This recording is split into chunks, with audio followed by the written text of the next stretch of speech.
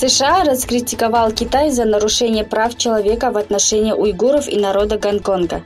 На официальной странице министерства в Твиттере было опубликовано видео, в котором напоминается о том, что уйгуров держат в лагерях и подвергают пыткам. Ранее 23 страны ООН призвали Китай к соблюдению прав человека. 30 октября министр иностранных дел США Майк Помпео выступил со следующим заявлением.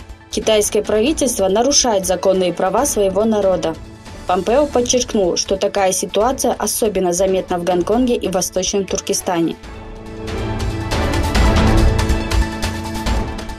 Согласно последней информации, с понедельника по четверг в особом административном районе Китая было задержано 249 человек. Из них 74 женщины в возрасте от 13 до 61 года. Всех задержанных обвинили в участии в незаконных демонстрациях, нападении на сотрудников полиции, ношении масок, которые были запрещены администрацией Гонконга.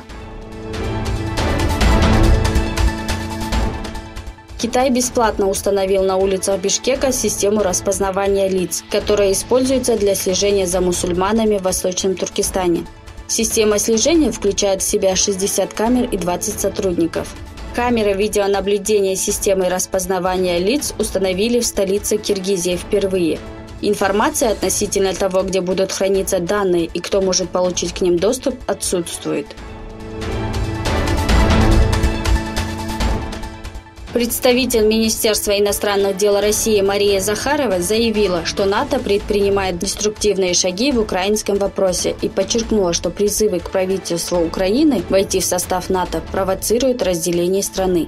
Напомнив о визите генерального секретаря НАТО в Украину, Захарова осудила представителей НАТО, которые выдвинули ложные обвинения в адрес Российской Федерации.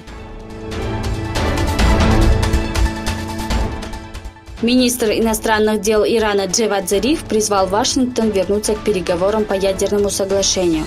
Зариф также прокомментировал новые санкции, оценив действия США как экономический террор.